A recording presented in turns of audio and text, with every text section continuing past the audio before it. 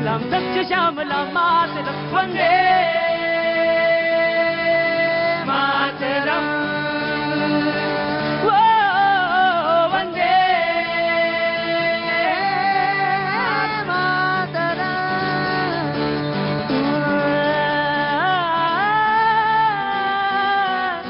वो हमसे तुमसे मिलकर बना देश तारा धर्म मजहब में यूं ना इसको बांटो सांझी संस्कृति से बंधा देश सारा एक है हम सभी एक ही राष्ट्र है हमारा कहेंगे वंदे मातरम वंदे मातरम वंदे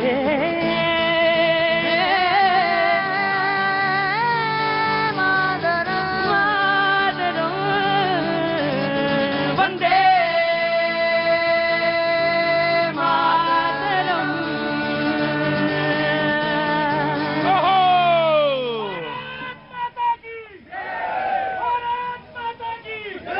बहुत बहुत शुक्रिया, थैंक यू सो मच भैया जी। कहीं में आपका एक बार फिर से स्वागत है। आज पूरे पंक्ति मौजूद है। कभी कभी ये सारे लोग देर से आते हैं, कभी कभी ये लोग सारे लोग टाइम से आते हैं। बहुत बहुत शुक्रिया। और मुझे तो आज कोई कह रहा था कि पता नहीं ये आज किस जगह से शुरू करेंगे शो, वंदे मातरम पहले गाएंगे या कबीर पहले गाएंगे। लोग यहां तक बात करते हैं कि आज शुरुआत कहां से होगी। और ये तो फैसला ये जो है एबी ब्रदर्स करते हैं। बहुत बहुत शुक्रिया, थैंक यू सो मच। विकास जी, अक्षय जी, राहुल जी, बहुत बहुत शुक्रिया। राहुल जी मथुरा के रहने वाले हैं, है ना जी, बहुत बहुत शुक्रिया। नए टीम में जुड़े हैं, बहुत बहुत शुक्रिया विकास और Akshay, thank you so much. और वो जो सारे लोग यहाँ पे आज शो के दरमियान जुड़े हैं उन सब का भी बहुत बहुत स्वागत है। कुछ लोग नए हैं और कुछ लोग शो में आते रहते हैं, रोज आते रहते हैं, उन सब का बहुत बहुत स्वागत है। बातचीत का सिलसिला मुझे शुरू करना है। कहां से शुरू करें, कहां से बातचीत शुरू हो आज की। किसी ने तमाम सारी बातें बताई, लेकिन मैं अक्सर ये बात कहता हूं कि मैं जहां कल छोड़ के चला जाता हूं कि मैं आपसे ब्रेक पे बात करूंगा, आपसे शो के बाद बात करूंगा। कोई एम्स का, कोई सफदरजंग का, कोई कहीं अस्पताल का, कोई अपना मुद्दा लेकर आता है। और उसको हमने जैसा पहले भी कहा कि अंकित जो हमारे मौजूद हैं वो उनको नोट करते हैं, रजिस्टर लेके आते हैं, उस पर बाकायदा लिखते हैं नाम, कॉल करते हैं, फॉलो अप करते हैं कि भाई काम कैसे हो सकता है किसी का अगर हमारे दायरे में है। और मेरे फोन करने से अगर काम होता है या उसको फॉलो अप करने से होता है तो अंकित जी जरूर करते हैं।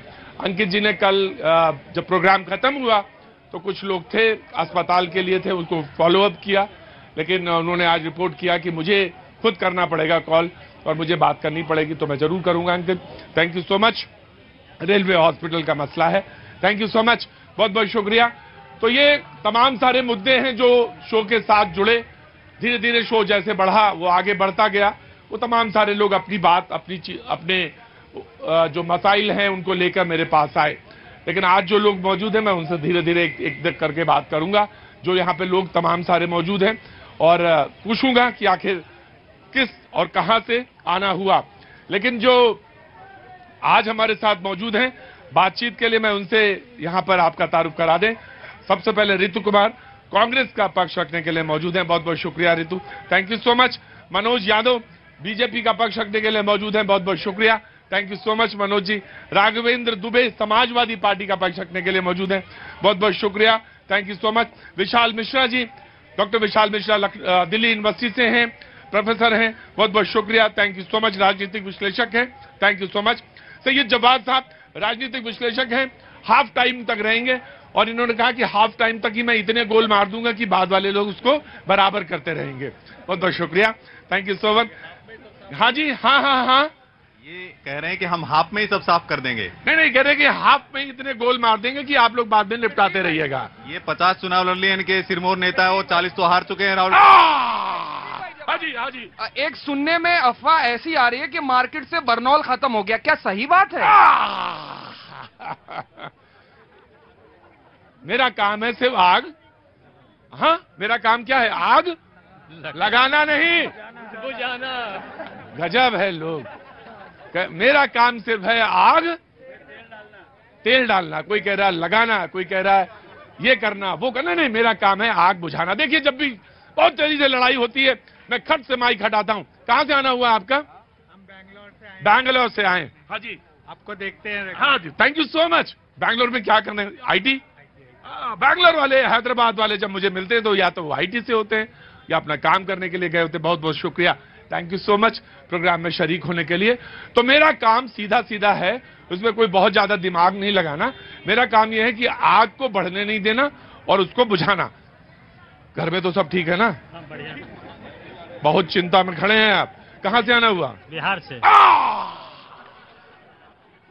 बिहार का आदमी मैं जब मेरी तरफ देखता है और मैं उसकी तरफ देखता हूं, दोनों में इतनी मोहब्बत है, बिहार से मेरी और मेरी बिहार से और बिहार की मेरी, कि मैं तुरंत खिंचा चला आता हूं। बंगाल से अच्छा नहीं है? हाँ, बंगाल से अरे अच्छा बंगाल तो 3/4 मेरे अंदर बसता है।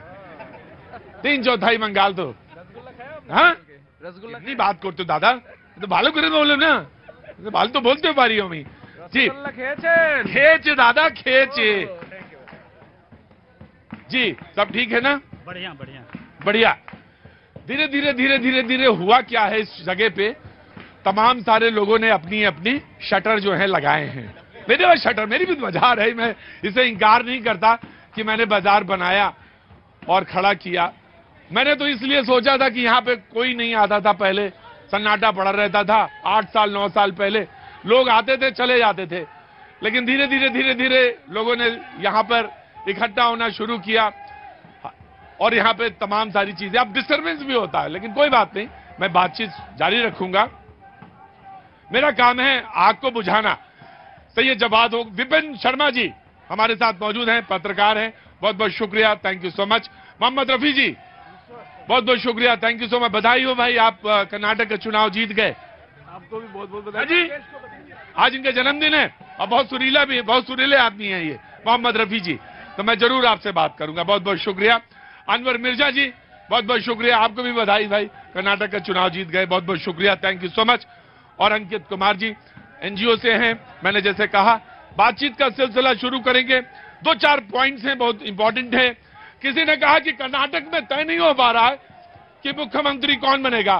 किसी ने याद दिलाया कि यूपी में कितना समय लगा था और असम में कितना समय लगा था, उससे कम समय लगेगा, कर्नाटक का मुख्यमंत्री तय हो जाएगा। किसी ने कहा कि प्रधानमंत्री ने 75,000 नियुक्ति पत्र दी। किसी ने कहा कि आपने 2 करोड़ का वादा किया था तो 18 करोड़ होने चाहिए थे, तो 75,000 तो ऊंट के मुंह में जीरा है। लेकिन सरकार ने कहा कि हम धीरे धीरे धीरे धीरे उस तरफ बढ़ रहे हैं और हमने जो बात कही थी कि हम साल में इतना टारगेट लेके चलेंगे नियुक्ति पत्रों का, हम उसी तरफ जा रहे हैं। तमाम सारे मुद्दे हैं, इसी पे आगे बढ़ेंगे। लेकिन सबसे पहले जवाद साहब, क्योंकि इन्होंने हाफ टाइम से पहले ही बोलना है, तो ये पहले बोलेंगे, उसके बाद फिर हम आगे बढ़ेंगे जी। देखिए, राहुल गांधी साहब को आज मैं दूसरे और वाक्यों के साथ कहता हूं कि मोहब्बत की आंधी राहुल गांधी, जो कन्याकुमारी से मोहब्बत की आंधी कश्मीर तक चलेगी और अभी आपने देखा साउथ के अंदर चली है। तमाम ऐसे नफरती दरख्त, तमाम ऐसे नफरती पेड़ जो नफरत की छाए लेकर के लोगों को संवेदनाएं देने की कोशिश ये कर रहे थे कि हम तुम्हारे साथ हैं, उस मोहब्बत की आंधी ने तमाम दरख्तों को उखाड़ फेंका है। और आने वाले वक्त में 2024 में भी संकेत ये है कि उखाड़ ही फेंकेंगे। और आपको पता है, इसके बाद मध्य प्रदेश में जो आंधी मोहब्बत की राहुल गांधी है वो बढ़ रही है। तो साहब को बड़ी चिंता हो रही है क्या होने वाला है। चोर दरवाजे से सरकार चलाई है, तो चोरों की जगह कहां होनी चाहिए, इसका जवाब वेरी क्विक, फिर मैं अरुण के पास चलूंगा। Very quick. ऐसा तूफान, ऐसा जलजला जिसने कांग्रेस पार्टी को डुबाने का काम कर दिया है। ये टाइटेनिक कांग्रेस का डूबने वाला है। देखिए, लगातार 50 चुनाव में से 40 तो हार गए राहुल गांधी जी के नेतृत्व में। और प्रतीक जी, मैं छोड़ा था। Very quick reaction. सर, आज ना मेरे को एक बहुत अच्छा लगा हाँ। कि कर्नाटका के इलेक्शन से पहले बीजेपी के जितने भी प्रवक्ता आते थे, उनके समर्थन आते थे, वो आते पता क्या कहते थे? जय श्री राम, जय बजरंग बली। आज भी बोलेंगे जय श्री राम, बोले जय श्री राम। जय वीर कांग्रेस की दिक्कत यह है, मैं इधर आके बोलता हूं, कांग्रेस की दिक्कत यह है कि रह के उछाल मारता है, वो बीजेपी की पिच पे चले जाते हैं। अरे अच्छा खासा कर्नाटक चुनाव जीत के आए थे, क्या जरूरत है बार बार कहने की? पहुंचे, खेल गए वो अपनी पिच पे, अब तो वो उधर ही गाड़ी लेके जाएंगे। लेकिन मेरे सहयोगी अरुण मौजूद है खड़गे साहब के घर के बाहर, और कांग्रेस अरसे से कवर करते रहे, बड़े तजुर्बेकार करस्पॉन्डेंट हैं।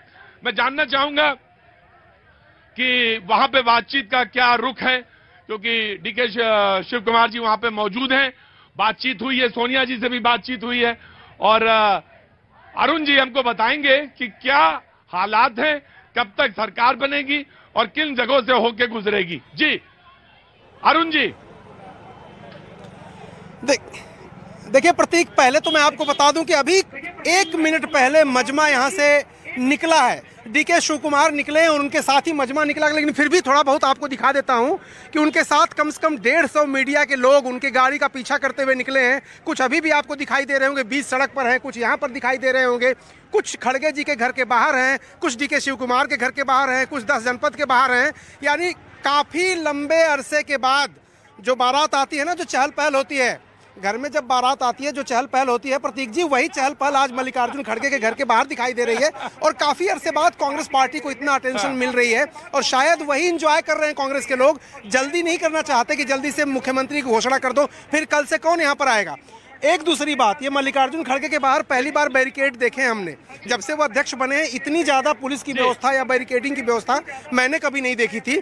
तो अध्यक्ष बनने के साथ हिमाचल में जीत, उसके बाद कर्नाटक में जीत, इंजॉय कर रही लगता है कांग्रेस पार्टी। और जहां तक मुख्यमंत्री बनने की बात है, देखिए प्रतीक, लगभग ये तय था अब तक और अभी भी है कि सिद्धारमैया दौड़ में आगे हैं, प्रशासनिक अनुभव है, पुराने नेता हैं, वो दौड़ में आगे हैं। डीके के खिलाफ जो बातें जा रही वो ये कि उनके ऊपर जो भ्रष्टाचार के केस हैं, हालांकि कांग्रेस ये कहती है कि वो पॉलिटिकली मोटिवेटेड है, राजनीतिक बदले की भावना के तहत किए गए हैं, कोर्ट में मामला विचाराधीन है, कोई वर्डिक्ट नहीं आया, लेकिन फिर भी कल को कोई केंद्रीय जांच एजेंसी उनको पूछताछ के लिए बुलाए, कस्टडी में ले ले, कुछ हो जाए तो किरकिरी पार्टी की होती है। इसलिए एक तरह से ये लगभग तय था कि सिद्धारमैया को ही मुख्यमंत्री बनाया जाएगा। लेकिन डीके ने जो बातें कही हैं, जिस तरह से पिछले 5 साल में उन्होंने मेहनत की है, संसाधन खर्च किए हैं, सबको इकट्ठा किया, सड़क पर लड़े हैं, इस बाबत उन्होंने अपना दावा पेश किया है। और वो उप मुख्यमंत्री बन करके या बाद में 2.5 साल वाले फार्मूला में अशोक गहलोत के खिलाफ सचिन पायलट नहीं बनना चाहते, या फिर भूपेश बघेल के खिलाफ टीएस सिंहदेव नहीं बनना चाहते। दोनों का क्या हाल है आप देख रहे हैं।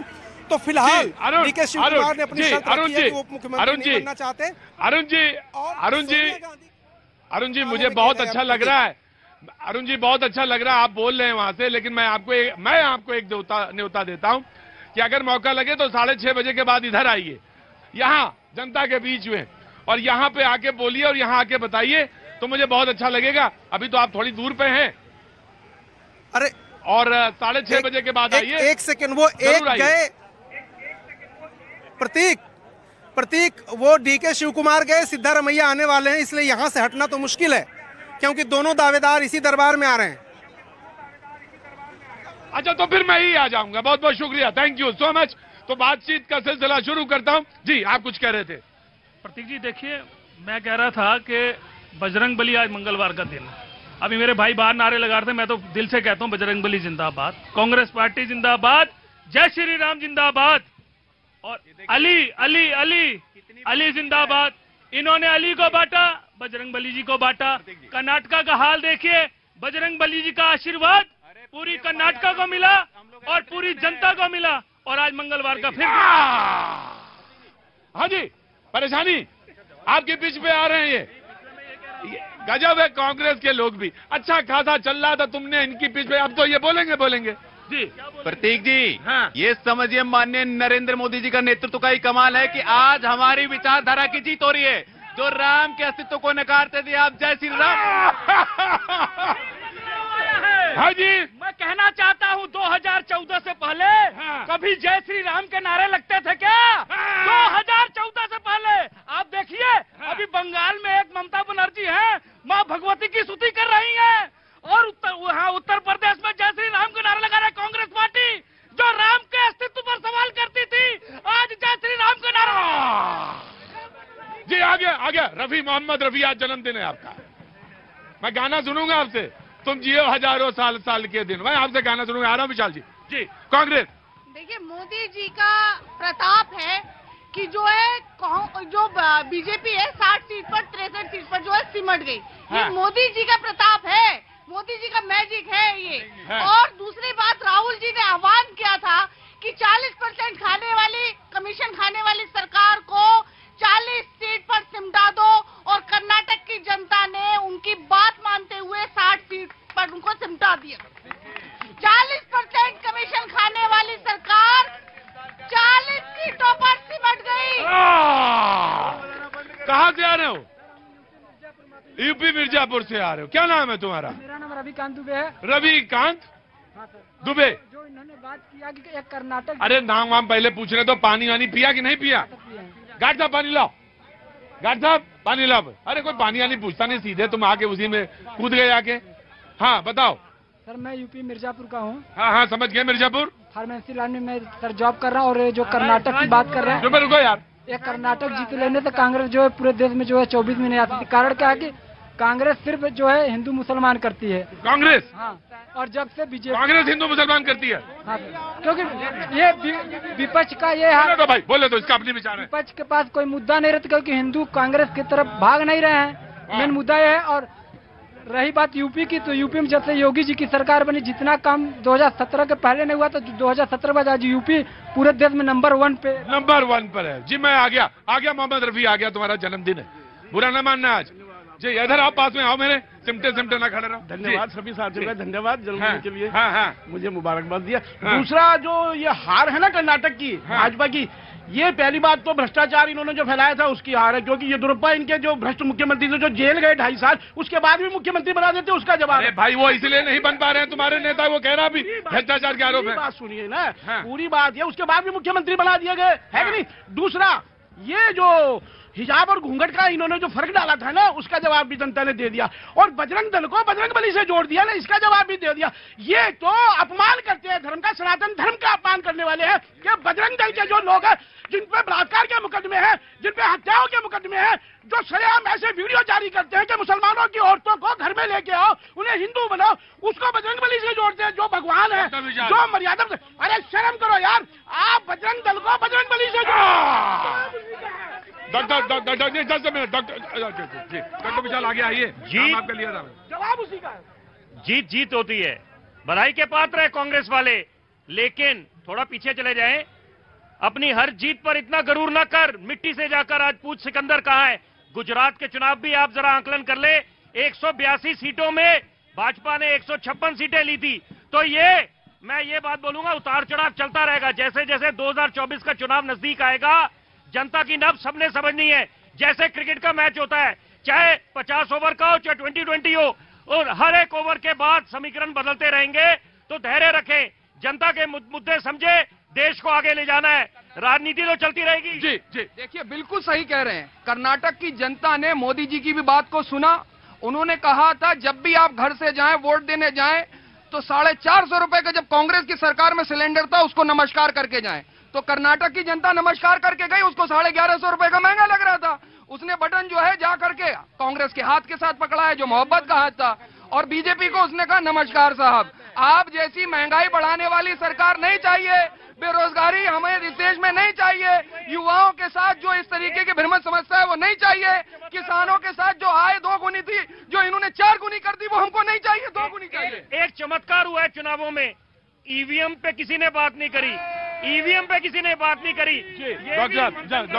डॉक्टर विशाल, देखिए कर्नाटक चुनाव की बात हो रही है, 2024 की बात हो रही है।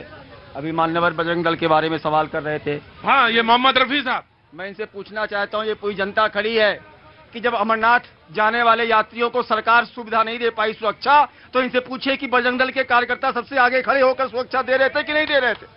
इनसे पूछिए 90 लाख गोवंशों को, 90 लाख गोवंशों को, अरे 90 लाख गोवंशों को किसने बचाया? 90 लाख गोवंशों को किसने बचाया? 90 लाख गोवंशों को मोहम्मद रफी, दिस इज मोहम्मद रफी, अरे 90 लाख गोवंशों को किसने बचाया? 1 लाख ब्लड यूनिट देके गिनीज बुक ऑफ इतना हल्ला मचाते हैं ये। रुको मोहम्मद रफी, अब जैसे ही माइक हटाते चुप हो जाते हो मोहम्मद रफी, इधर आइए। जैसे ही मैं माइक हटाता हूँ मोहम्मद रफी चुप हो जाते हैं जी। और मैं इनसे पूछना चाहता हूं, और नहीं, आज जितने लोग गाल बजा रहे हैं, गीता का एक श्लोक है, योगा कर्मस्त कर्माणि योगा कर्मस्त कौशलम।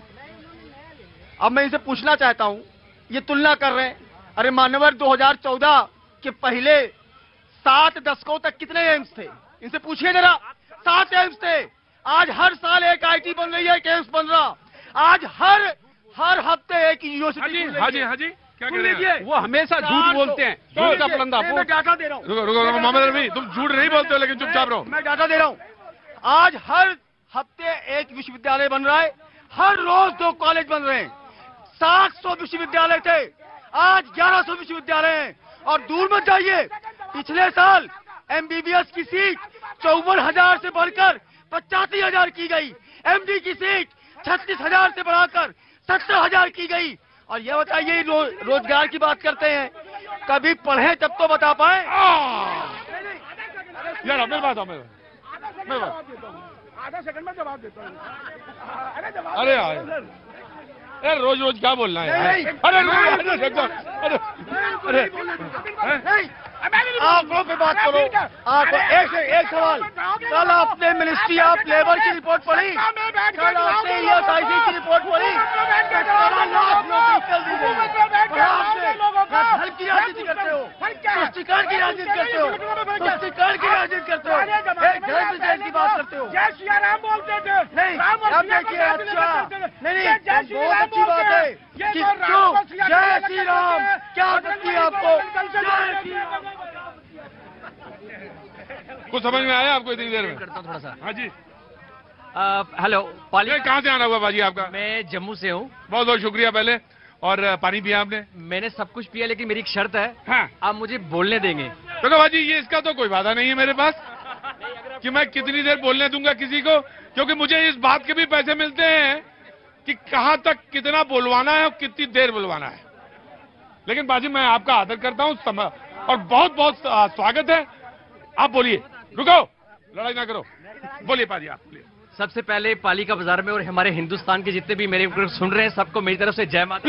प्लीज मोहम्मद रफी, बात कोई बोलने आया, सुनो ना जी। वंस अगेन सबको मेरी तरफ से वाहिगुरु जी का खालसा, वाहिगुरु जी की फतेह, जय माता दी एंड सलाम वालेकुम। देखिए, मैं आप सबको बता दूं, मैं ना ही राजनीतिक में घुसा हूं, ना ही मुझे इतनी नॉलेज है, पर जब से मैं यहाँ खड़ा हूं सिर्फ एक चीज महसूस कर रहा हूं कि अब इंसान इंसान नहीं रहा, इंसान इंसान का खून नहीं रहा, पानी हो गया है। सब में प्यार मोहब्बत मर चुकी है, सब में एक इखलाक नहीं रहा है। यार मुझे बताओ, तेरा मेरा बीजेपी कांग्रेस कब तक लड़ते रहोगे? अब कब तक लड़ते रहोगे? क्या आपके अंदर सबसे पहले जागो, अपने हिंदुस्तान को जरूरत है इस वक्त अच्छे लोगों की, अच्छी सोच की, अच्छे विजन की। आज बाहर के मुल्क तरक्की कर रहे हैं, हम लोग वहीं के वहीं बैठे हैं, लड़ रहे हैं, डिबेट कर रहे हैं, एक दूसरे के पीछे पड़े हैं। ये सच्चाई नहीं है। सच्चाई ये है, कहते जाके उनसे कह दो कि हम आए हैं। अगर वो तुमसे कुछ पूछे तो कह देना पैगाम भी लाए हैं, इश्क दास्तां सुना देंगे, उस मरीज का हाल बता देंगे, उसके सीने में जो हो रही है बारिश, उसकी एक एक बूंद का हिसाब करा देंगे। पाजी आई लव यू। पाजी इसी बस माइक इसीलिए नहीं हटा रहे थे कि कहना था आई लव यू बस आपको। बहुत अच्छी बात है, जम्मू से आए हैं, थैंक यू सो मच। क्या काम करते हैं सर?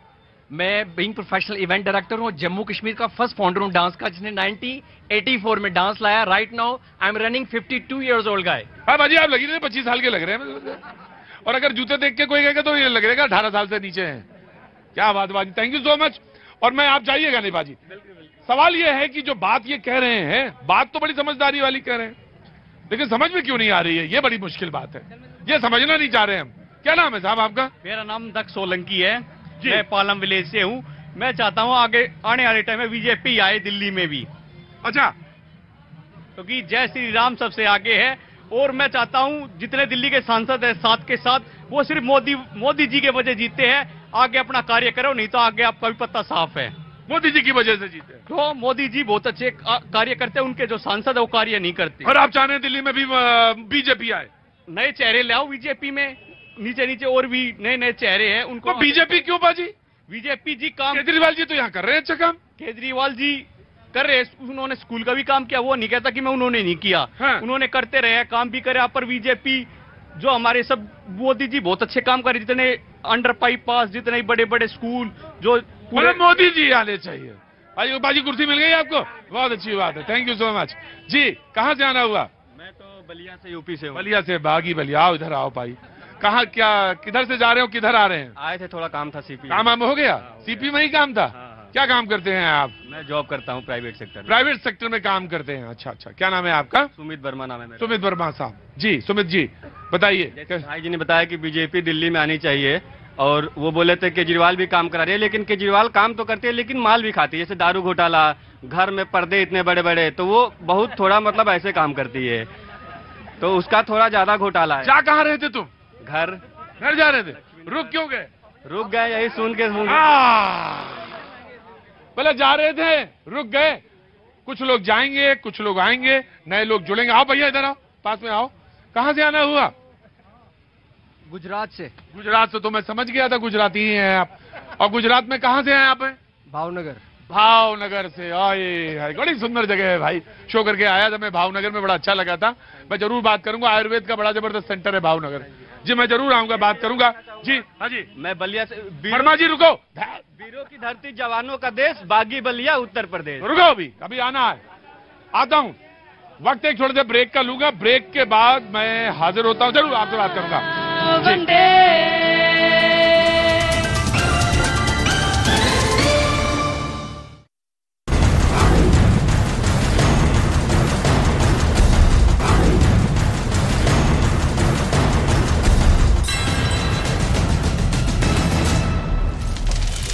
पंडाल खचाखच भर गया। और उधर मौसम ने भी धीरेन्द्र शास्त्री के कार्यक्रम में पहुंचने वाले लोगों की मुश्किलें बढ़ा रखी हैं। पंडाल में ज्यादा भीड़ होने की वजह से लोगों को सांस लेने में दिक्कत हुई, जिसकी वजह से वहां पर पहुंचे कई लोग बीमार हो गए। बेतहाशा गर्मी और लोगों की भीड़ का आलम यह है कि बागेश्वर धाम के कार्यक्रम में पहुंचे कुछ लोग बेहोश हो गए, किसी को मिर्गी के दौरे तक पड़ने लगे, जिसके बाद बीमार लोगों को पंडाल से बाहर निकाला गया। इस दौरान पंडाल से अपने बेटे को लेकर महिला भी निकली, जिसके बेटे की गर्मी की वजह से हालत खराब हो गई थी और उसे मिर्गी के दौरे तक पड़ने लगे थे। पटना में इन दिनों तापमान 40 डिग्री सेल्सियस के पार पहुंच गया है, जिसकी वजह से भीड़ में लोगों को सांस लेने में दिक्कत हो रही है।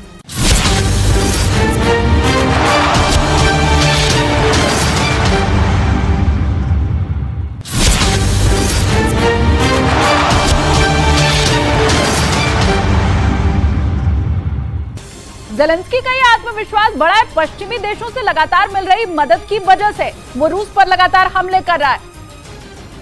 इसी बीच अमेरिका के बाद जर्मनी ने भी यूक्रेन के लिए बड़ी मदद का ऐलान किया है। जर्मनी यूक्रेन को लियोपार्ड बैटल टैंक, बख्तरबंद गाड़ियां और 4 नए एयर डिफेंस सिस्टम देगा। जर्मनी के चांसलर से मुलाकात के बाद ज़ेलेंस्की ने कहा कि अमेरिका के बाद जर्मनी उसके लिए सबसे बड़ा दानदाता है। वहीं फ्रांस ने भी यूक्रेन को सैन्य मदद का ऐलान किया है। ज़ेलेंस्की के दौरे से जहां यूरोपीय देशों के साथ यूक्रेन के संबंध बेहतर हो रहे हैं, वहीं रूस पर भी दबाव बढ़ रहा है। और उधर यूक्रेन जंग के बीच रूस और ईरान में बढ़ते सैन्य सहयोग को अमेरिका ने दुनिया के लिए बड़ा खतरा बता दिया है। अमेरिका के विदेश मंत्रालय के प्रवक्ता वेदांत पटेल ने यह दावा किया कि ईरान रूस को बड़े पैमाने पर हथियारों की सप्लाई कर रहा है। तोप और गोला बारूद से लेकर आत्मघाती ड्रोन तक शामिल है। वेदांत पटेल ने रूस और ईरान के बीच बढ़ती इस दोस्ती को दुनिया के लिए खतरा बता दिया। It's a threat and a danger to Russia's neighbors, Iran's neighbors, and the international community broadly. दावा है कि ईरान से मिले शहीद ड्रोन की मदद से रूस की सेना ने जंग में यूक्रेन को भारी नुकसान पहुंचाया। और उधर पाकिस्तान के रक्षा मंत्री ख्वाजा आसिफ 24 घंटे के अंदर इमरान खान की पार्टी पीटीआई को प्रतिबंधित करने वाले बयान से पलट गए, जबकि कल तक वो पाकिस्तान तहरीक-ए-इंसाफ पार्टी पर बैन लगाने का विचार करने की बात कर रहे थे, क्योंकि इमरान खान की गिरफ्तारी के बाद पूरे पाकिस्तान में उनकी पार्टी पीटीआई के समर्थकों ने हिंसक प्रदर्शन किया।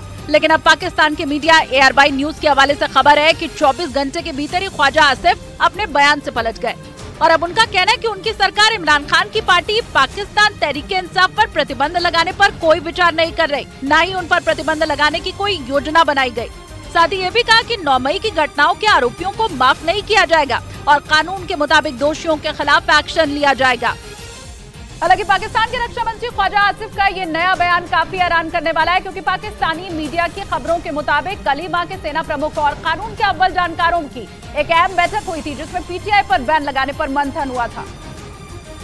और इसी मीटिंग के बाद उन्होंने पाकिस्तान के एक दूसरे न्यूज चैनल के लाइव डिबेट प्रोग्राम के दौरान पीटीआई यानी पाकिस्तान तहरीक इंसाफ पार्टी पर प्रतिबंध लगाने की वकालत की थी। पाबंदी लग सकती है, इसमें कोई दो राय नहीं है कि पाबंदी की जो एक ऑप्शन मौजूद है।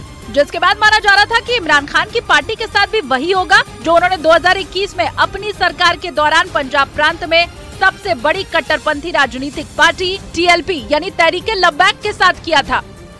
इमरान खान जब पाकिस्तान के वजीर आजम थे तो वहाँ के पंजाब की उस वक्त की सबसे बड़ी पार्टी तहरीक लब्बैक के खिलाफ कुछ ऐसी कार्रवाई की गई थी। उसे पाकिस्तान में बैन करने के लिए चुनाव आयोग से अपील भी की गई थी, क्योंकि टीएलपी के समर्थकों ने उस वक्त पाकिस्तान में प्रदर्शनों के दौरान बेहिसाब हिंसा की थी, जिसकी वजह से उसके खिलाफ एक्शन लेते हुए मंत्री शेख राशिद अहमद ने उस पार्टी को बैन करने का ऐलान किया था और उसे आतंकवाद अधिनियम के तहत प्रतिबंधित करने की बात कही थी।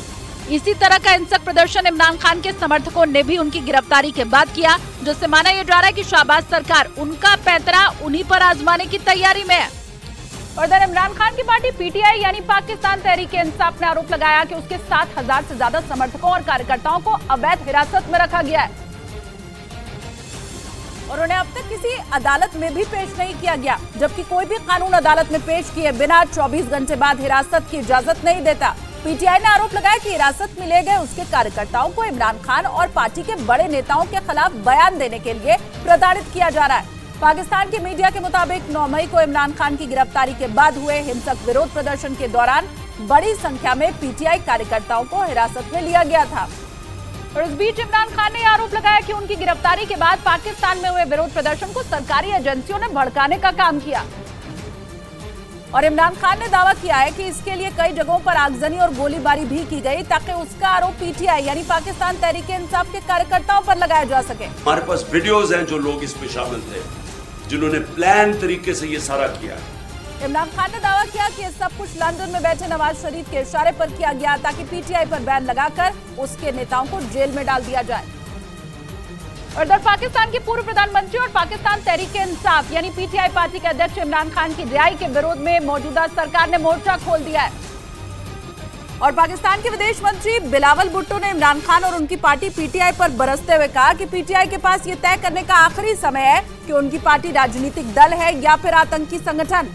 वहीं पाकिस्तान के रक्षा मंत्री ख्वाजा आसिफ ने भी यह साफ कर दिया कि अगर हालात ऐसे ही रहे तो इमरान की पार्टी की मुश्किलें बढ़ सकती हैं। पाबंदी लग सकती है, इसमें कोई दो राय नहीं है कि पाबंदी की जो एक ऑप्शन मौजूद है। हालांकि आज पाकिस्तान में राष्ट्रीय सुरक्षा समिति की बैठक होगी जिसमें इस विकल्प पर विचार किया जाएगा। उधर पीएमएलएन यानी पाकिस्तान मुस्लिम लीग नवाज की नेता मरियम नवाज ने इमरान खान की रिहाई वाले मुख्य न्यायाधीश उमर अता बंदियाल को पाकिस्तान में हो रहे बवाल के लिए जिम्मेदार बता दिया और उनके इस्तीफे की मांग कर दी। मरियम ने उमर अता बंदियाल पर पाकिस्तान में न्यायिक मार्शल लॉ थोपने का भी आरोप लगाया। इंतशार की आग जमान पाक से कम लगी है, उमर अता बंदियाल के दफ्तर से ज्यादा लगी है। मरियम ने पाकिस्तान के पूर्व प्रधानमंत्री और पीटीआई यानी पाकिस्तान तहरीक इंसाफ के अध्यक्ष इमरान खान पर भी हमला बोला और कहा कि वो जो कर रहे हैं ऐसा आतंकी या पाकिस्तान के दुश्मन भी नहीं कर सकते। और उधर पाकिस्तान के पूर्व प्रधानमंत्री और पाकिस्तान तहरीक इंसाफ यानी पीटीआई के चीफ इमरान खान की मुश्किलें कम होने का नाम नहीं ले रही, क्योंकि अब इमरान खान की पार्टी पाकिस्तान तहरीक इंसाफ यानी पीटीआई पर फैसलाबाद में आईएसआई ऑफिस पर हमला करने के मामले में आर्मी एक्ट के तहत कार्रवाई होगी। आरोप है कि इमरान खान की गिरफ्तारी के बाद 9 मई को पीटीआई कार्यकर्ताओं ने आईएसआई ऑफिस और सेना की कई इमारतों पर हमला किया था और संपत्ति को नुकसान पहुंचाया था, जिसकी वजह से इमरान की पार्टी पर आर्मी एक्ट के तहत मुकदमे की तैयारी हो रही है। और इन सबके बीच इमरान खान की मुश्किलें लगातार बढ़ती जा रही हैं, क्योंकि इमरान के खिलाफ 100 से ज्यादा मामले दर्ज हो चुके हैं, जबकि इमरान खान की पत्नी बुशरा बीबी को लाहौर हाईकोर्ट से पेशी के बाद 23 मई तक की जमानत मिल गई। लेकिन इन सब के बीच पाकिस्तान में गृह युद्ध जैसे हालात बने हुए हैं। इमरान खान की गिरफ्तारी और रिहाई के दौरान इमरान समर्थकों ने देश भर में जमकर बवाल मचाया, क्योंकि इमरान खान को जेल जाने का डर सता रहा है। खबरें ये भी है कि साबरमती जेल में बनी इस वसीयत के बारे में अतीक की पत्नी शाइस्ता को कोई जानकारी नहीं है। शबाना कई बार साबरमती जेल जाकर अतीक से मुलाकात कर चुकी थी और फोन पर भी घंटों बात करती। कर्नाटक में सीएम का नाम तय करने के लिए दिल्ली में खड़गे के घर मंथन, राहुल गांधी समेत कई नेता रहे मौजूद। सिद्धारमैया और डीके शिव कुमार पर फैसला जल्द। देश में 45 जगहों पर लगे रोजगार मेले को प्रधानमंत्री मोदी ने किया संबोधित। 71,000 युवाओं को सौंपा नियुक्ति पत्र। ममता बनर्जी के बाद अब अखिलेश यादव ने भी एकजुट गठबंधन की बात की। 2024 में विपक्षी एकता की पहल, बीजेपी बोली गठबंधन को फिर नकारेगी जनता।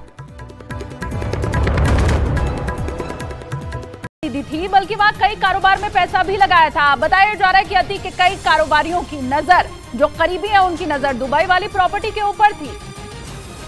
और जैसे ये खबर फैली कि अतीक ने आरिफ के नाम पर दुबई वाली प्रॉपर्टी कर दी है, इसका विरोध शुरू हो गया। सबसे पहले इसका विरोध अतीक के छोटे भाई अशरफ के रिश्तेदार सद्दाम ने किया था। सद्दाम को जैसे ही मालूम चला कि अतीक अहमद ने आरिफ MBA के नाम पर दुबई की बेशकीमती प्रॉपर्टी कर दी है, उसके बाद सद्दाम आग बबूला हो गया और उसने इसका विरोध भी किया। और आरिफ MBA के साथ उसकी तनातनी भी हो गई थी, क्योंकि सद्दाम के कहने पर ही अतीक अहमद ने दुबई में पैसा लगाया था और प्रॉपर्टी खरीदी थी। खबर यह भी है कि बरेली पुलिस ने जैसे ही सद्दाम के खिलाफ केस दर्ज किया, वो दुबई फरार हो गया था। प्रयागराज से लेकर विदेश तक अतीक का कारोबार फैला हुआ था। अतीक अहमद के विदेश की प्रॉपर्टी पर जांच एजेंसियों की अब नजर है। उसके विदेश की प्रॉपर्टी और कारोबार की कुंडली खंगाली जा रही है। अब तक की जांच में खाड़ी देशों में भी अतीक के कारोबार की जानकारी सामने आई है। खबर यह है कि उसने सऊदी अरब में भी निवेश किया था। इस मामले में प्रयागराज के करेली का एक कारोबारी रडार पर है, क्योंकि उसी कारोबारी के जरिए अतीक ने सऊदी अरब तक पैसे भेजे थे। इसमें उसके वकील खान सौलत हनीफ की भी बड़ी भूमिका थी, क्योंकि वही इसके दस्तावेज तैयार करता था। फिलहाल अतीक की हर संपत्ति जांच एजेंसियों के रडार पर है। उसके फाइनेंसरों मददगारों पर भी शिकंजा कसता जा रहा है। तो फिल्म अभिनेता शाहरुख खान के बेटे आर्यन खान से जुड़े ड्रग्स केस में एक्सक्लूसिव रिपोर्ट अब सामने आ चुकी है। विजिलेंस रिपोर्ट में आर्यन खान को झूठे ड्रग्स केस में फंसाने का दावा किया गया। इस रिपोर्ट में बताया गया कि उस वक्त के एनसीबी अधिकारी समीर वानखेड़े ने आर्यन को फंसाने के लिए पूरा प्लान खुद तैयार किया था। दावा है कि समीर वानखेड़े ने ये पूरी साजिश इसलिए रची कि वो शाहरुख खान से करोड़ों रुपए की वसूली कर सकें। और सूत्रों के मुताबिक आर्यन खान को ड्रग्स केस में फंसाने के लिए समीर वानखेड़े ने कई ऐसे किरदारों का सहारा लिया जो खुद ड्रग्स तस्करी के सिंडिकेट में शामिल थे। अब न्यूज 18 इंडिया समीर वानखेड़े की इस डर्टी पिक्चर और उसके किरदारों का पर्दाफाश करेगा। और उधर पटना में चल रहे बागेश्वर धाम के कार्यक्रम में रोजाना लाखों की तादाद में श्रद्धालु पहुंच रहे हैं। इस दौरान पंडित धीरेन्द्र कृष्ण शास्त्री की सुरक्षा की जिम्मेदारी वहां मौजूद पुलिस कर्मियों के ऊपर है। पंडित धीरेन्द्र कृष्ण शास्त्री के बिहार में आगमन के बाद से उनकी सुरक्षा में बड़ी संख्या में सुरक्षा कर्मी लगाए गए। मुक्ति रोकने के लिए ये बाउंसर्स लगाए गए हैं, 200 बाउंसर और 250 प्राइवेट सिक्योरिटी का। इसके अलावा करीब 4000 सेवादार भी लगाए गए हैं। प्रशासन ने भी बाबा की सुरक्षा में भारी संख्या में पुलिस बल को तैनात किया। सोमवार को लाखों की तादाद में लोग हनुमंत कथा में शामिल हुए और पूरा पंडाल खचाखच भरा नजर आया। और वहीं सोमवार को बाबा बागेश्वर के दिव्य दरबार में लाखों की तादाद में लोग पहुंचे, जिनकी वजह से लोगों से कथा में नहीं जाने तक की अपील करनी पड़ी। लोगों की भीड़ का आलम यह था कि कथा के दौरान खुद मंच से धीरेन्द्र शास्त्री ने लोगों से कथा में नहीं आने और टीवी पर कथा सुनने की अपील कर डाली। पहली ऐसी कोई कथा होगी जिसमें भक्तों को रोका जा रहा हो कि आप मत आना। और ये भारत का रिकॉर्ड बिहार में ही बन करके रह गया है। इसके पहले भीड़ को नियंत्रित करने के लिए मंच से दिव्य दरबार नहीं लगाने की बात भी कही गई थी, लेकिन फिर भी सोमवार को लाखों की तादाद में लोग हनुमंत कथा में शामिल हुए और पूरा पंडाल खचाखच भर गया। और उधर मौसम ने भी धीरेन्द्र शास्त्री के कार्यक्रम में पहुंचने वाले लोगों की मुश्किलें बढ़ा रखी हैं। पंडाल में ज्यादा भीड़ होने की वजह से लोगों को सांस लेने में दिक्कत हुई, जिसकी वजह से वहां पर पहुंचे कई लोग बीमार हो गए। बेतहाशा गर्मी और लोगों की भीड़ का आलम यह है कि बागेश्वर धाम के कार्यक्रम में पहुंचे कुछ लोग बेहोश हो गए, किसी को मिर्गी के दौरे तक पड़ने लगे, जिसके बाद बीमार लोगों को पंडाल से बाहर निकाला गया। इस दौरान पंडाल से अपने बेटे को लेकर महिला भी निकली, जिसके बेटे की गर्मी की वजह से हालत खराब हो गई थी और उसे मिर्गी के दौरे तक पड़ने लगे थे। पटना में इन दिनों तापमान 40 डिग्री सेल्सियस के पार पहुंच गया है, जिसकी वजह से भीड़ में लोगों को सांस लेने में दिक्कत हो रही है।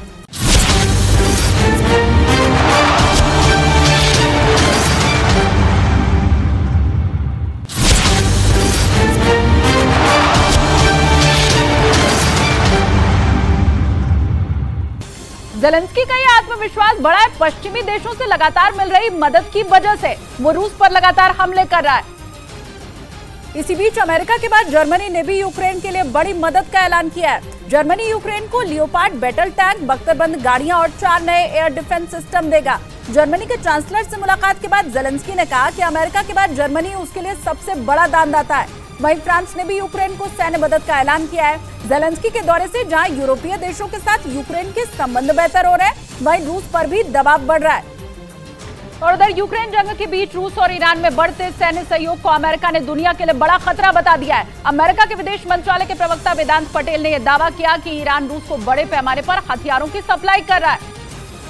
तोप और गोला बारूद से लेकर आत्मघाती ड्रोन तक शामिल है। वेदांत पटेल ने रूस और ईरान के बीच बढ़ती इस दोस्ती को दुनिया के लिए खतरा बता दिया। It's a threat and a danger to Russia's neighbors, Iran's neighbors, and the international community broadly. दावा है कि ईरान से मिले शहीद ड्रोन की मदद से रूस की सेना ने जंग में यूक्रेन को भारी नुकसान पहुंचाया। और उधर पाकिस्तान के रक्षा मंत्री ख्वाजा आसिफ 24 घंटे के अंदर इमरान खान की पार्टी पीटीआई को प्रतिबंधित करने वाले बयान से पलट गए, जबकि कल तक वो पाकिस्तान तहरीक-ए-इंसाफ पार्टी पर बैन लगाने का विचार करने की बात कर रहे थे, क्योंकि इमरान खान की गिरफ्तारी के बाद पूरे पाकिस्तान में उनकी पार्टी पीटीआई के समर्थकों ने हिंसक प्रदर्शन किया। लेकिन अब पाकिस्तान के मीडिया ARY न्यूज के हवाले से खबर है कि 24 घंटे के भीतर ही ख्वाजा आसिफ अपने बयान से पलट गए और अब उनका कहना है कि उनकी सरकार इमरान खान की पार्टी पाकिस्तान तहरीक-ए-इंसाफ पर प्रतिबंध लगाने पर कोई विचार नहीं कर रही, न ही उन पर प्रतिबंध लगाने की कोई योजना बनाई गई। साथ ही ये भी कहा कि 9 मई की घटनाओं के आरोपियों को माफ नहीं किया जाएगा और कानून के मुताबिक दोषियों के खिलाफ एक्शन लिया जाएगा। हालांकि पाकिस्तान के रक्षा मंत्री ख्वाजा आसिफ का ये नया बयान काफी हैरान करने वाला है, क्योंकि पाकिस्तानी मीडिया की खबरों के मुताबिक कल ही वहां के सेना प्रमुख और कानून के अव्वल जानकारों की एक अहम बैठक हुई थी, जिसमें पीटीआई पर बैन लगाने पर मंथन हुआ था। और इसी मीटिंग के बाद उन्होंने पाकिस्तान के एक दूसरे न्यूज चैनल के लाइव डिबेट प्रोग्राम के दौरान पीटीआई यानी पाकिस्तान तहरीक-ए-इंसाफ पार्टी पर प्रतिबंध लगाने की वकालत की थी। पाबंदी लग सकती है, इसमें कोई दो राय नहीं है कि पाबंदी की जो एक ऑप्शन मौजूद है, जिसके बाद माना जा रहा था कि इमरान खान की पार्टी के साथ भी वही होगा जो उन्होंने 2021 में अपनी सरकार के दौरान पंजाब प्रांत में सबसे बड़ी कट्टरपंथी राजनीतिक पार्टी TLP यानी तहरीक-ए-लब्बैक के साथ किया था। इमरान खान जब पाकिस्तान के वजीर आजम थे तो वहाँ के पंजाब की उस वक्त की सबसे बड़ी पार्टी तहरीक-ए-लब्बैक के खिलाफ कुछ ऐसी कार्रवाई की गई थी। उसे पाकिस्तान में बैन करने के लिए चुनाव आयोग से अपील भी की गई थी, क्योंकि TLP के समर्थकों ने उस वक्त पाकिस्तान में प्रदर्शनों के दौरान बेहिसाब हिंसा की थी, जिसकी वजह से उसके खिलाफ एक्शन लेते हुए मंत्री शेख राशिद अहमद ने उस पार्टी को बैन करने का ऐलान किया था और उसे आतंकवाद अधिनियम के तहत प्रतिबंधित करने की बात कही थी। इसी तरह का हिंसक प्रदर्शन इमरान खान के समर्थकों ने भी उनकी गिरफ्तारी के बाद किया, जिससे माना यह जा रहा है कि शहबाज सरकार उनका पैंतरा उन्हीं पर आजमाने की तैयारी में है। और इधर इमरान खान की पार्टी पीटीआई यानी पाकिस्तान तहरीक-ए-इंसाफ ने आरोप लगाया कि उसके 7,000 से ज्यादा समर्थक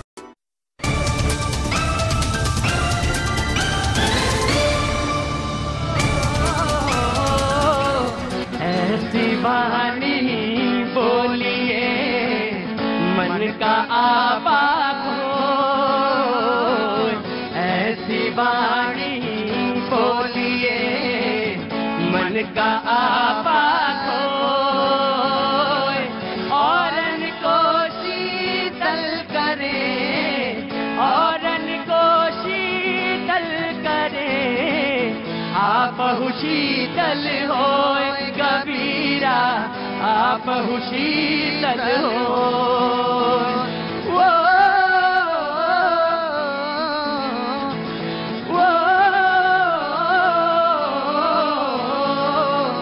खड़ा कबीरा चौक पर मांगे सबकी खैर, खड़ा कबीरा चौक पर मांगे सबकी खैर, ना काहू से दोस्ती, ना काहू से दोस्ती, ना काहू से बैर कबीरा, ना काहू से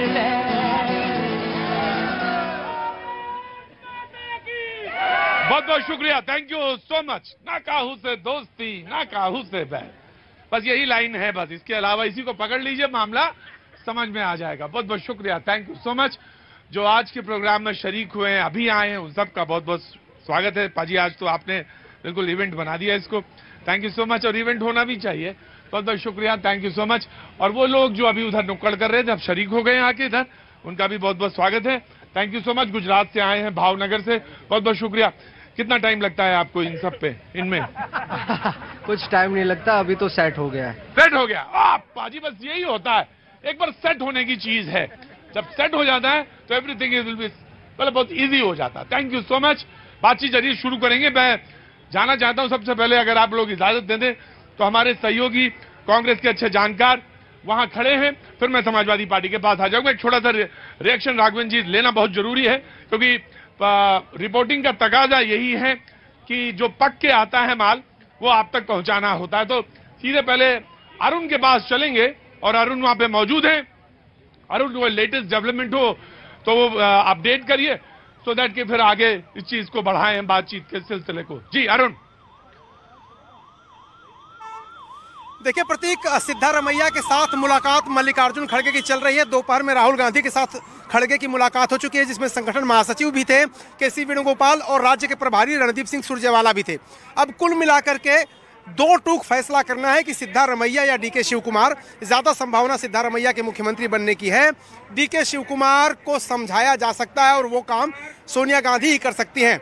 फैसला आज देर रात या कल तक हो सकता है, और हो सकता है कि दिल्ली में न अनाउंस करके बेंगलुरु में अनाउंस किया जाए, ताकि ये बताया जा सके कि हम फैसले दिल्ली से नहीं लेते हैं, स्थानीय मुद्दों पर हमने चुनाव लड़ा और स्थानीय स्तर पे ही हमने घोषणा की है।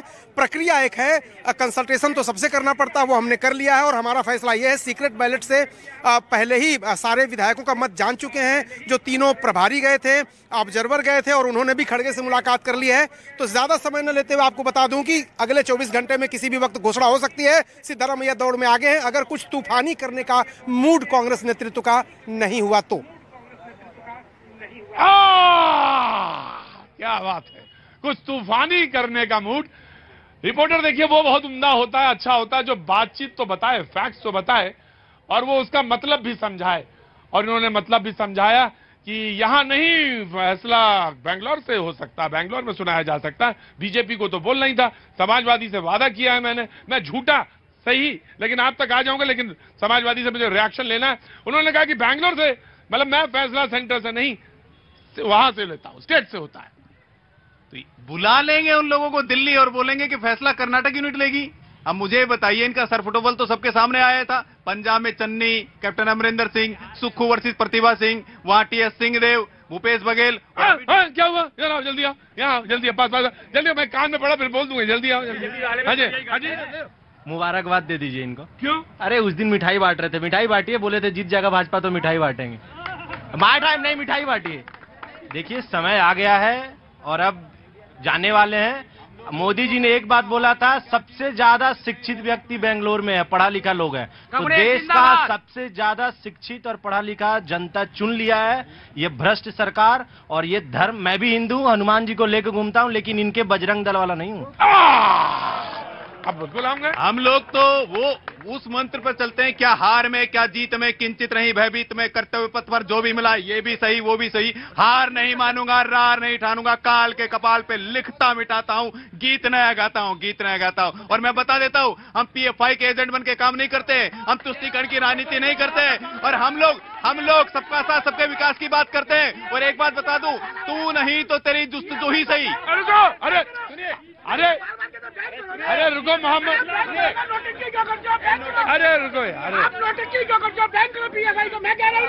मोबाइल ले लूंगा मैं मोबाइल छीन लूंगा, बता दे रहा हूँ। भाई रुको भाई, एक अच्छा शेर सुना रहे, वो तो सुनो। वो हाँ जी प्रतीक जी, कुछ लोग ये भी बोलने लगे आजकल, ये भी सुनाने लगे हैं कि राहुल गांधी प्रधानमंत्री में बनेंगे। उसमें कहता हूं, तू नहीं तो तेरी जुस्तजू ही सही, दिल नहीं तेरी जुस्तजू ही सही, दिल बहलाने के लिए गालिब ख्याल अच्छा। बस, अरे ये कोई मुकाबला हो रहा है कव्वाली का क्या? कव्वाली का मुकाबला हो रहा है क्या?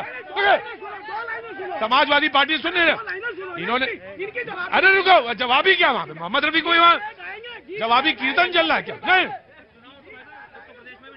चुनाव हुआ है, उसमें आप देख लीजिए क्या प्रतिक्रिया लोगों की। क्या हुआ? उत्तर प्रदेश में भी तो निगम का चुनाव हुआ है, वहां पर कहां है समाजवादी पार्टी, वहां कहां पार्षद है कांग्रेस का? सही ज्यादा। हाँ ये तो बात है, समाजवादी पार्टी वहां नहीं है, कांग्रेस का पार्षद तक नहीं है, मेयर तो छोड़िए, कांग्रेस का, समाजवादी का तो है क्या? समाजवादी का नहीं है, क्लीन स्वीप है वहां पर भाई साहब, क्लीन स्वीप। बीजेपी तो क्लीन स्वीप करके जीती है वहां पर, 17 के 17 मेयर वहां के निगम के। हाँ ये बात सही है, मैं वहीं से आ रहा हूँ, मैं अभी आया हूँ। समाजवादी पार्टी बोले, मोहम्मद रफी चुप हो गए ना जी। देखिए, कर्नाटक में मोदी जी का रोड शो भी इन्हें रोड पे आने से नहीं रोक सका। मैंने पहले ही कहा था बजरंग बली को मत छेड़ो, इन्होंने छेड़ दिया। भगवान राम तो शांति रस के रूप में है, बजरंग बली को छेड़ दिया तो उलट पलट लंका सब जारी, कूद पड़ा पुन सिंधु मझारी। और इन्होंने ये कह रहे हैं कि इनकी बहुत ज्यादा, मोदी जी ने जितने रोड शो किए 6 केवल सरकार है, और जो भी 16 सरकार बनी है जोड़ तोड़ से धनबल से बनाई गई है, बिन फेरे हम तेरे वाली सरकारें हैं सारी। मैं आ गया मनोज आ रहा।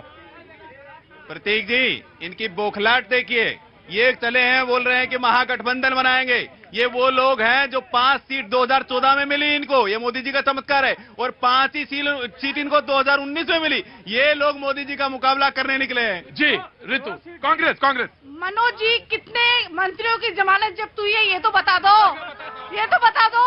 और दूसरी बात, अभी कह रहे थे आप कि दिल्ली बुला लिया, अरे हमने तो दिल्ली बुला लिया, आप तो वो भी नहीं करते हो। आपका तो नागपुर से फरमान निकलता है। बड़े दिनों बाद मुझे ये अच्छा लग रहा है।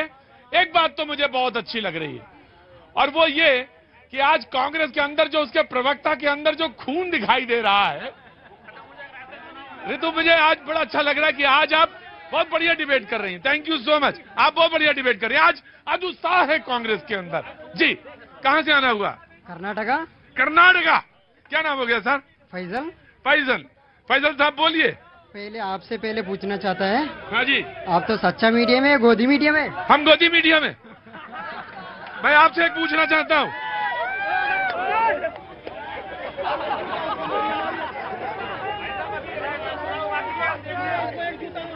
हाँ, क्या हुआ?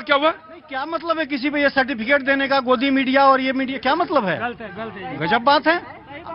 देखिए, मैंने आपको, कोई बात नहीं। हाँ जी, नहीं, वो मेरे ये कभी नहीं हो सकता जो अल्फाज आपने इस्तेमाल किए। फैजल भाई, आपका जो भी जूता भी अगर मुझे फेंकेंगे तो मैं जूता उठाऊंगा, अपने माथे पे रख लूंगा। लेकिन एक काम जरूर करूंगा फैजल भाई, एम्स जो हॉस्पिटल है हिंदुस्तान का सबसे बड़ा, उसके साइकेट्री में जरूर आपको दिखाऊंगा। और फैजल भाई, एक बात और आपको बताता हूं। नहीं, कोई बात। फैजल भाई, आपको तंज आप भी करते हैं, तंज हम भी कर लेते हैं। तो मेरी बात सुनिएगा। बहस आज इस पर नहीं हो रही है। बहस आज इस पर हो रही थी कि कांग्रेस का उत्साह देख के मुझे बहुत अच्छा लग रहा है। कांग्रेस में आज जान जो दिख रही है, मुझे बहुत अच्छा लगा, मन से अच्छा लगा। पता नहीं फैजल भाई, कोई बात आपको अच्छी ना लगी हो तो मैं माफी चाहता हूं, लेकिन आप वहीं रहिए। लेकिन जरूर मैं आपको एम्स पे नोट कराओ भाई, इनको एम्स के साइकेट्री में लेके चलना। जी जनाब। हाँ जी। हाँ। इन्होंने कहा हम लोग बुलाते तो हैं, बुलाते किस लिए? चरण वंदना कराने के लिए बुलाते हैं क्या? है एक परिवार की चरण वंदना। और मैं बोल देता हूँ, सीएम वही बनेगा जो सबसे बड़ा एटीएम बनेगा। येदियुरप्पा को किस लिए बुलाया था? जेल से बुलाया था ना सीएम बनाने के लिए। वो तो जेल में गए थे, उसके बाद सीएम बना दिया। किसकी बात कर रहे हो आप? ये किसकी बात कर रहे हैं? अरे येदियुरप्पा को किसके कहने पे बुलाया था आपने? एक सजायाफ्ता को कैसे मुख्यमंत्री बनाया था आपने? One by one. Vishal ji. अरे रुको भाई, विशाल जी फैक्ट्स के साथ आना चाहते हैं। जी विशाल जी, इधर आइए। जी देखिए, कर्नाटक में कांग्रेस, फैजान भाई रुकिएगा, मैं सवाल जरूर पूछूंगा आपसे। जी, कर्नाटक में कांग्रेस जीती है, उसके लिए उनको हार्दिक बधाई। बहुत बहुत बधाई भाई, कांग्रेस को बहुत बहुत बधाई। राज्य के लिए काम करें, इसके लिए शुभकामनाएं आपको, और होना भी चाहिए। अच्छा विपक्ष वही, अगर कर्नाटक में बीजेपी विपक्ष में है तो अच्छा विपक्ष वही जो अपने सत्ता पक्ष वाले को शुभकामनाएं दे। ये अच्छा। लेकिन मैं 3 बात कहना चाहता हूँ। जरूर कहिए आप, स्वागत है। कि 5 गारंटी होगी यार, अभी तुरंत हो जाए क्या 5 गारंटी? सुन लीजिए, आज ही के दिन ये जो लोकसभा चल रही है, इसका परिणाम आया था, सरकार का गठन हुआ था। जी बिल्कुल ठीक, 16 मई है। हाँ। और जनता जो खड़ी है इसकी जानकारी के लिए, और जितने हमारी विपक्षी खुश हो रहे हैं, आप अभी कहे बड़ा नौ ऊर्जा से ओतप्रोत है होना। तो मुझे अच्छा लगा ना, कांग्रेस हंसते हुए मुस्कुराता हुआ चेहरा दिख रहा है। तो होना स्वाभाविक है, सारे जुगनू मिलकर निकले हैं कि चलो सूरज को ढका जाए, तो स्वाभाविक है। मैं 3 बात कहूंगा, क्योंकि ये युवा खड़ी है और आज 70,000 नियुक्ति पत्र बांटे गए हैं। इनकी जानकारी नहीं, कोई और तथ्यों से काटिएगा, नहीं तो मैं डिबेट छोड़ के चला जाऊंगा। नहीं, ये हमारे युवा खड़े हैं। 2014 तक 2014 तक 400 विश्वविद्यालय थे। आज इस 9 वर्षों में बढ़कर 700 हो गए हैं। केवल 7 एम्स थे 2014 तक, आज इस 9 सालों में 15 हो गए हैं। सुन लीजिए बार बार नहीं, क्योंकि तब बोलने नहीं दिया था। रोजगार की बात करते हैं, मैं इनसे पूछता हूं, जब 30,000 पंचायत घर बना तो रोजगार का सृजन नहीं हुआ। मैं इनसे पूछता हूं, जब 50 करोड़ घर बने गरीबों के, तो क्या रोजगार सृजन नहीं हुआ? ये हमारे अताजी नहीं गए तो रोजगार मिला ही नहीं। सुन लीजिए, सुनना नहीं सुनना। अब लोग ये गलत है, ये गलत है, नहीं आता, नहीं गलत आता, गलत है, नहीं बोलेंगे आप, नहीं बोलिए, तथ्यों से काटिए। और अरे तो तथ्यों से काटिए और सुनिए। गलत आता मैं शो से फिर मुझे वही वाक्य बोला, मैं शो से बाहर कर दूंगा 2 मिनट के अंदर। जी जी नहीं, हम यह कह रहे हैं कि आप नहीं गए देखने के लिए तो रोजगार सृजन नहीं हुआ। कल सोमवार की पढ़े लिखे तब तो डिबेट करें। कल 15 तारीख को सोमवार को ministry of employment and labour की तरफ से ESIC का आंकड़ा आया। 17.3 लाख की नौकरी अप्रैल के महीने में दी गई। 1900 इंस्टीट्यूशन खोले गए। रोजगार खाली सरकारी नौकरी होती है क्या? इनसे पूछिए। एक बात रखना चाह रहा हूँ प्रतीक जी, मुझे लगता है विशाल जी ने अपनी अलग ही एक सर्वे कंपनी खोल ली है जो कि सरकार से बिल्कुल अलग चल रही है, क्योंकि सरकार के तो ये आंकड़े हैं नहीं। ESIC की कल आंकड़े आए हैं, पढ़ेंगी, पढ़ लीजिए मैडम। ESIC का कल का डाटा है। मैं पढ़ी लिखी हूँ प्रोफेसर साहब, बोलने दीजिए।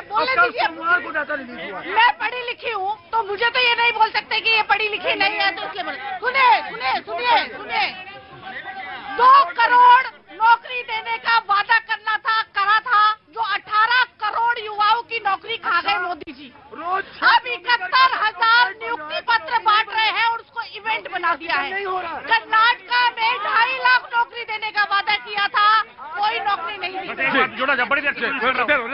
जब एक तरफ आप बात कर रहे हैं युवाओं को रोजगार देने के लिए, तो मैं आग्रह करूंगा कांग्रेस पार्टी से शुरुआत आप कर लीजिए।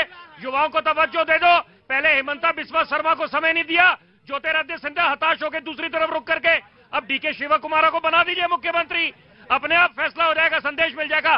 बहरहाल मुद्दा क्या है कि जीत का जश्न मनाइए, बहुत अच्छी बात है, आपको बधाई। लेकिन साथ साथ ये ना बोलिए कि कर्नाटक की जनता ज्यादा प्रबुद्ध है, सब लोग प्रबुद्ध है। जी आया, हाँ बोलो, कहाँ से आना हुआ? मैं यूपी से, गोरखपुर से। यूपी गोरखपुर से, पहले इनसे पूछ रहे हैं। हाँ।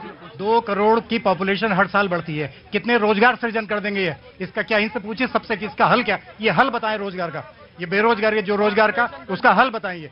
2 करोड़ की पॉपुलेशन हर साल बढ़ती है, हम चाइना से ऊपर पहुंच गए, 142 करोड़ हो गए हम लोग। ये चाइना से ऊपर पहुंच गए हम लोग। हाँ जी बोलो अंकल। हम अंकल हैं। अच्छा छोड़िए आप भैया। हाँ भैया, मैं युवा हूँ, ठीक है। मैं ये कहना चाह रहा हूँ, जिस समाजवादी पार्टी का खाता ना खुले उन्हें बोलने का भी हक ना हो। अरे बेकार वाली बात ना करो, भगाएंगे अभी हम। क्यों समाजवादी पार्टी क्यों नहीं बोलेगी?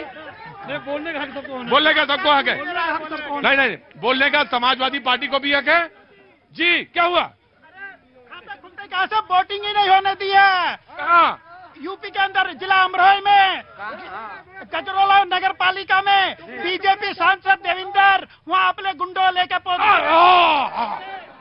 गैंग के सदस्य, इन्हें जब डेमोक्रेसी में हर किसी को डेमोक्रेसी में हर किसी को वोट देने का अधिकार है, चुनाव आयोग पर जाते ये केवल टुकड़े गैंग के सदस्य केवल बीजेपी की बुराई कर रहे हैं और इनका कोई काम नहीं है।